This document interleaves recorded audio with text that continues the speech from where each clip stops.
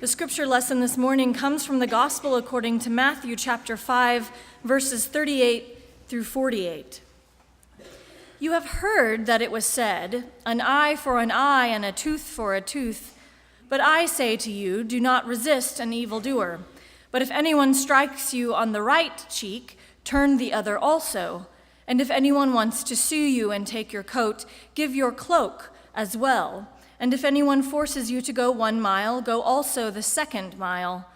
Give to everyone who begs from you, and do not refuse anyone who wants to borrow from you. You have heard that it was said, you shall love your neighbor and hate your enemy. But I say to you, love your enemies and pray for those who persecute you, so that you may be children of your Father in heaven. For he makes his sun rise on the evil and on the good, and sends rain on the righteous and on the unrighteous. For if you love those who love you, what reward do you have? Do not even the tax collectors do the same? And if you greet only your brothers and sisters, what more are you doing than others? Do not even the Gentiles do the same? Be perfect, therefore, as your heavenly Father is perfect. Here ends the reading of words inspired by God. May God grant to us wisdom and courage for interpretation. Hello, darkness, my old friend. I've come to talk with you again, because a vision softly creeping left its seeds while I was sleeping, and the vision that was planted in my brain still remains within the sounds of silence. It was 1966, and I just brought home from a department store an album from a new folk duo called Simon and Garfunkel. I was home alone. I was 14 years old, so I put the album on the turntable of my parents' big record player, turned up the volume, and those were the first words that I heard. So haunting and so powerful, as if someone were to ask me a moment about a time in my life when I wanted to write, to speak, and even to become a minister. I should answer in all honesty, that was the moment. It was from the sound of silence.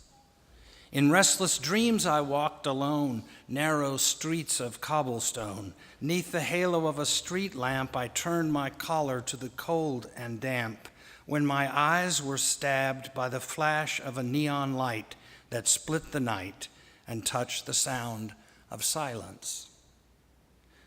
What is this song about, I ask my very young adolescent self, and why is it that I want to hear it again and again and again? Well, of course, that's what adolescents do with their music. They listen to it again and again and again. They befriend it. It befriends them. Then they walk around with it day and night, clutching it, memorizing the verses, believing the secret to the meaning of those lyrics has been revealed only to that adolescent. Because of Paul Simon, you should know, because of Paul Simon, I started writing poetry. And I kept a journal. Because, well, for starters, I could relate to the loneliness of this song. I was a preacher's kid. When you're a preacher's kid, everyone thinks that you're better than you really are. And sometimes I wanted to run away from home and walk some narrow streets of cobblestone. But most of all, I wanted to write lyrics like that, words that could split the night and touch the sound of silence. It's really hard to explain to anyone what it's like to grow up in the 1960s. Nixon had already dubbed all the good people in the country the silent majority, those decent folks who supported the Vietnam War and trusted the government to tell them the truth. But something was stirring. Bob Dylan was singing a different tune in coffee houses in Greenwich Village, and the Beatles were testing what it means to say, we're happy, we're all happy and living the good life. Change in the mid-1960s was so thick in the air, you could get high just by breathing it in. At the time, I did not know that Paul Simon had written The Sounds of Silence in February 1964, just a few months after the assassination of John F. Kennedy. The country was still grieving, of course, and I can tell you, as someone who remembers vividly that surreal November afternoon when I was sent home from school as a fifth grader and my teacher said, "Someone shot the president." And then spent the entire weekend in silence with my family watching television as national therapy. We stared at the riderless horse with those boots turned backwards, the veiled widow Jackie, the salute from John John. It was my introduction to evil in the world. I confess that I watched the Zapruder film over and over and over again, as if, it might end differently? I also did not know that Paul Simon wrote The Sounds of Silence while living with his parents. He said in an interview that he'd love to sit by himself and play the guitar and dream. In fact, he would escape into the bathroom of that house because the bathroom had tiles, so it was like a silent echo chamber. His first recording studio was the bathroom of his parents' house, and he would turn on the faucet because the sound of running water was soothing to him. That's why all our best ideas come in the shower. Because Herman Melville put it best, water and meditation are forever wed. Then Simon said he would play tunes in there alone in the dark. Oh, see, hello darkness, my old friend. I've come to talk with you again. It took him 6 months to write the song, he said, averaging only 1 line per day. And then he and Art Garfunkel would try out the song in coffee houses on the Lower East Side, but no folk song had much of a chance in those days, especially one this haunting and introspective, because everything was being drowned out by Beatlemania, which was sweeping the country. The first record that Simon and Garfunkel released with this song, The Sounds of Silence, on it, was a total flop. It was called Wednesday Morning 3 a.m. And the subtitle was exciting, get this, Exciting New Sounds in the Folk Tradition. That's part of the reason it sold less than 2,000 copies, even though it had this song on it. 2 years later, they tried again, this time with The Sounds of Silence as the album title and cover, and some other tunes like I'm a Rock, Homeward Bound, and that haunting anti-war song, Parsley, Sage, Rosemary, and Thyme included. The first song on the album was The Sound of Silence. They renamed it The Sound of Silence, and it became the #1 song in the country.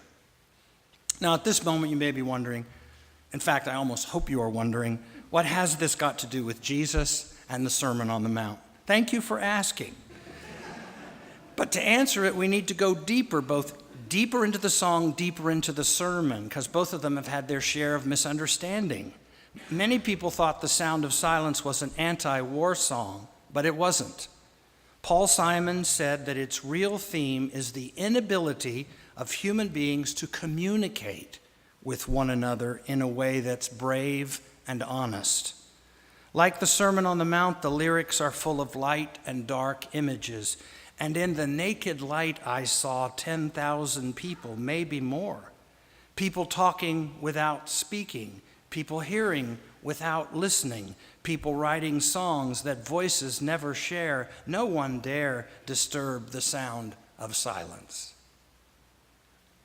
I remember once when Fred Craddock told me that the reason he thought Jesus said many of the things he said in the way he said them was that religion in his time was dead as a doornail, and that everyone was just going through the motions, but nobody really got it. As if they were talking without speaking or hearing without listening, but in classic Craddock style, he described trying to overcome this spiritual lethargy as like trying to put a hypodermic needle into a tombstone. How do you revive the corpse that organized religion had become when all people did was argue over whose rabbi's right, whether a certain Sabbath law had been broken, but meanwhile they went right on stealing from their neighbors? neglecting the poor, shaming and marginalizing the immigrant and the alien, and pretending that their purity is what made them righteous, their kosher ways, their soft, manicured hands, their pious prayers mumbled behind great walls meant to keep out the riffraff. It is written that Jesus went alone often to pray. "Hello, darkness, my old friend. I've come to talk with you again." But instead of a tiled bathroom for the young Jesus, it's the fierce solitude of the desert. Instead of narrow streets of cobblestone and neon lights, maybe it was a rock near an entrance to a cave where he could sit all alone and watch a sunset so intense that it split the night and touched the sound of silence. Maybe that's where a vision softly creeping left its seeds while I was sleeping. A vision of the kingdom was planted in my brain. But if someone had walked by, all they would have heard was Jesus softly mumbling to himself, wondering what will it take to get people to listen. Yes, I'm saying that Jesus is in the desert trying to write a new song, a new kind of verse, and he called it a parable. Something, anything to disturb the sound of silence. Maybe he left his big family to be alone, to wonder why the world's the way it is and not the way it should be, or the way it pretends to be, or lies about being. So too had the prophets before him tried to break through the sound of silence. Amos put it famously, bluntly, I despise your religious festivals. Your assemblies are a stench to me. Whew. That is, nothing is what it appears to be, people, even if you say it over and over and over again. Take, for example, the positively Orwellian moment at Thursday's White House press conference, where the president said, and I quote, This administration is running like a well-oiled machine. Are we supposed to scream one at a time or all at once? I don't know. Fools, said I, you do not know. Silence like a cancer grows. Hear my words that I might teach you. Take my arms that I might reach you. But my words like silent raindrops fell and echoed in the wells of silence. Think how little things have changed. If you're a teacher of righteousness living in first century Palestine, which, by the way, I'm not going to remain silent about this, there must be a homeland for the Palestinians, not another 50,000 illegal settlements. You have the right to touch the sounds of silence by saying things in a new way. So here's what Jesus tried. You've heard it said, but I say. That is, there's an old way of doing things based on what you have heard, past tense. But I'm announcing the reign of God, present tense. Hear my words that I might teach you. Take my arms that I might reach you. An eye for an eye and a tooth for a tooth. That's what you've heard. Sounds fair to me. But listen up. This is a new song. Do not resist an evildoer. But if anyone strikes you on the right cheek, turn the other also. Really? So we're supposed to be passive, little hit-me-again, self-loathing victims? No. You are talking again without speaking and hearing without listening. In the first century Mediterranean world, everyone would have known exactly what happens to the one who's striking you if you turn to him your left cheek after he has struck you on the right cheek. There's only one way to be struck on the right cheek, by an overhand blow with the left hand or with a backhand blow from the right hand. Try it. But in that world, people did not use their left hand to strike people. The left hand was reserved for unseemly tasks. Think basic toilet functions, not to mention the widespread prejudice against left-handedness. Thus, being struck on the right cheek meant that one had been backhanded with the right hand of his attacker. And given the social customs of the day, a backhand blow was the way a superior hit an inferior. whereas one fought social equals with both fists. This means that turn the other cheek presupposes a setting in which a superior is beating a peasant. So what should the peasant do? Turn the other cheek. What would be the effect? The only way the superior could continue the beating would be with an overhand blow with the fist, which would have meant treating the peasant as his equal. Now, this might stop the beating, but at the very least it would have been disconcerting. He could continue the beating only by treating the peasant as a peer. Walter Wink put it this way: the peasant is in effect saying, I'm your equal. I refuse to be humiliated anymore. But it does not end there. Jesus goes on to disturb the silence by saying, go the second mile and never give your cloak, and give your cloak to one who sues you for your coat. Again, this only makes sense if you understand the context. This is creative, nonviolent resistance. Roman law permitted soldiers to force civilians to carry their gear for 1 mile, but because of abuses, they stringently prohibited more than 1 mile. So if they ask you to do this, Jesus says, go ahead and then carry their gear a 2nd mile. Put them in a disconcerting situation, either because they risk getting in trouble for not following the rules, or they will have to wrestle their gear back from you, which upends the hierarchy again. Under civil law, a coat could be confiscated for non-payment of debt. For the poor, the coat often served as a blanket at night. In that world, the only other garment typically worn by a peasant was an inner garment, a cloak. So if they take your outer coat, Jesus says, give them your cloak as well. That means strip naked. Show them what the system is doing to you. Because in that world, nakedness shamed the person who observed it more than the person who was naked. Fool, said I, you do not know. Silence like a cancer grows. Hear my words that I might teach you. Take my arms that I might reach you. But my words like silent raindrops fell and echoed in the wells of silence. This song is a lament. People writing songs that voices never share. Can you imagine the loneliness of saying until you're blue in the face, you've heard it said, but I say, which is another way of saying you've heard, but you did not listen. Later on in Matthew's gospel, we read that story of the arrest of Jesus in the Garden of Gethsemane, and there's a kiss that is in fact not a sign of affection, but betrayal. And then a disciple just could not stand it anymore, drew a sword, and struck the slave of the high priest and cut off his ear. And Jesus said, no, no, no, no, no. Well, that's not exactly what he said. It's a paraphrase. Put your sword back in its place, for all who take the sword will perish by the sword. Matthew 5 is the white-hot center of the gospel. And it's all the evidence needed by any jury of his peers to persuade any reasonable person that Jesus of Nazareth was crazy.